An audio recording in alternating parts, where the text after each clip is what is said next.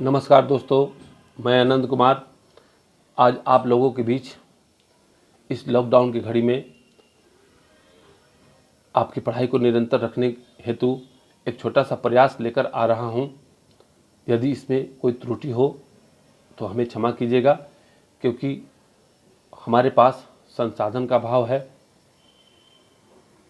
साधन का अभाव है, लेकिन फिर भी हम प्रयास कर रहे हैं कि अपनी जो भी संसाधन है उसके माध्यम से आपके तक अपनी बातों को और अपने ज्ञान को पहुंचाएं। मेरा टेलीग्राम पर क्यूज चल रहा है। इस क्यूज में पहले टेस्ट ले रहे हैं, फिर उसको वीडियो के रूप में कन्वर्ट करके दे रहे हैं, ताकि वैसे छात्र जो अभी तक बहुत कमज़ोर हैं और अपनी कमज़ोरी नहीं पहचान पा रहे हैं, वो इस वीडियो को देखते हुए अपनी कमियों को दूर करें और हमारे टेलीग्राम पर निरंतर टेस्ट देते रहें, जिससे कि उनकी ज्ञान अर्जन और बढ़े।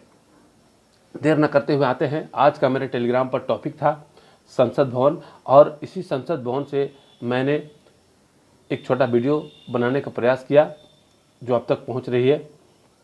दोस्तों, संसद भवन को पार्लियामेंट हाउस भी कहते हैं। संसद भवन का नींव 1921 में डी कर्वे कनाड ने रखा था।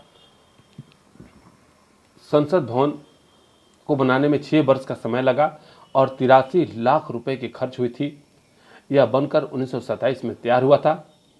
इसमें निवास करने वाले पहला अंग्रेज अधिकारी लॉर्ड इरविन थे, जो 1927 से लेकर 1931 तक भारत के वायसराय के रूप में रहे थे।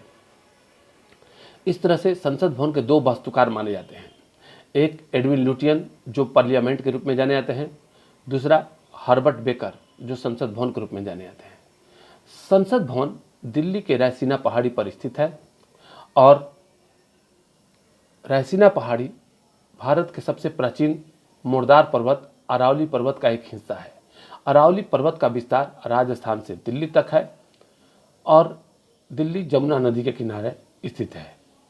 तो दोस्तों, संसद भवन के 3 अंग होते हैं: राष्ट्रपति, लोकसभा और राज्यसभा। राष्ट्रपति का वर्णन अनुच्छेद 52 में है, लोकसभा का वर्णन अनुच्छेद 80 में है और राज्यसभा का वर्णन लोकसभा का वर्णन अनुच्छेद 81 में और राज्यसभा का वर्णन 80 में है।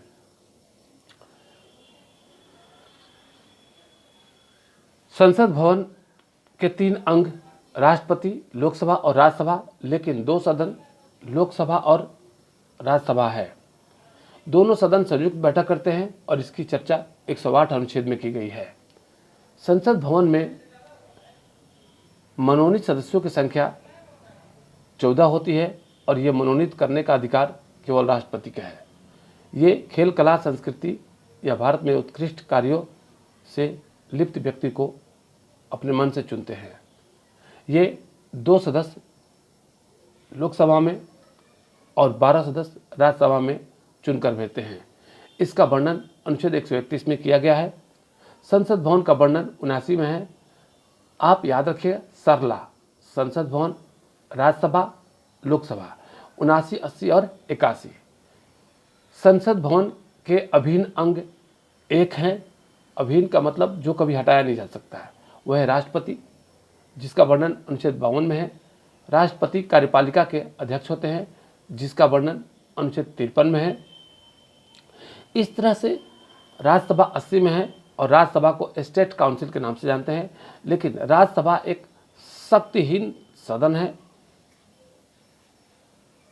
और राज्यसभा के अध्यक्ष उपराष्ट्रपति होते हैं। उपराष्ट्रपति अपने सदन के सदस्य नहीं हो सकते, लेकिन अध्यक्ष हो सकते हैं। अब आते हैं लोकसभा पर।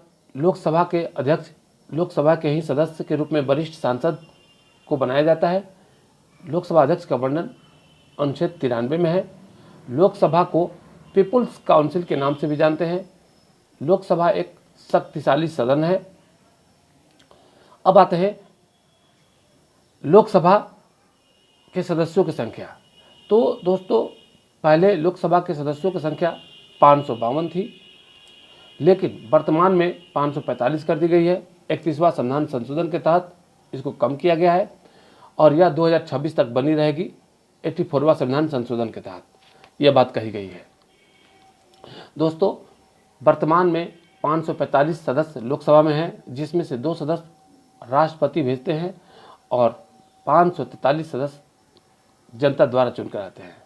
इसमें 2 जातियों का आरक्षण मिलता है, एक एससी का, दूसरा एसटी का।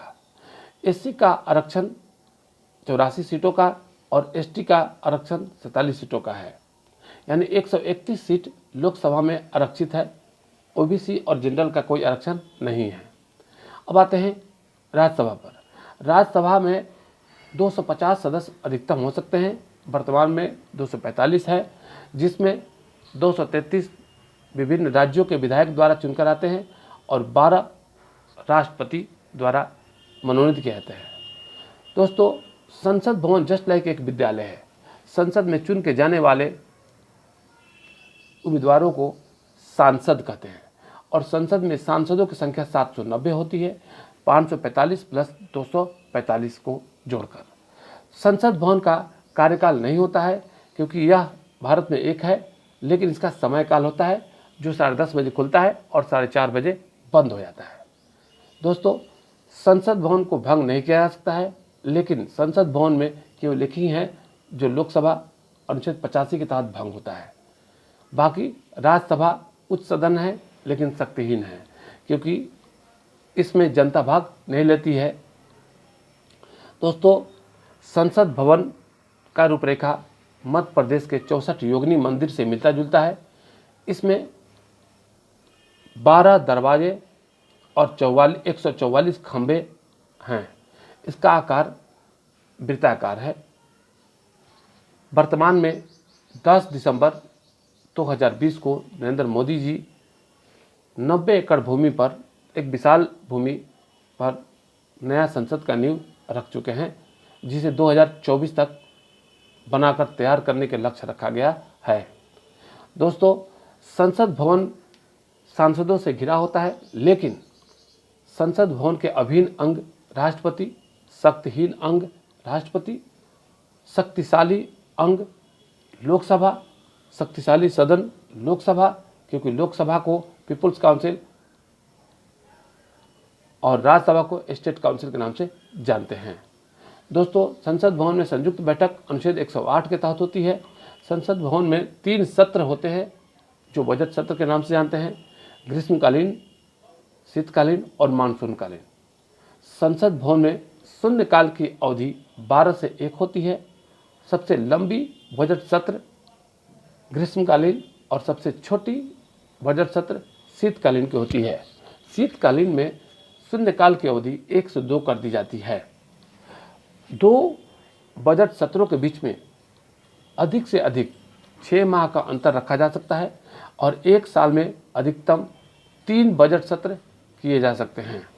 क्वेश्चन डालता है, संसद भवन नई दिल्ली में है। संसद भवन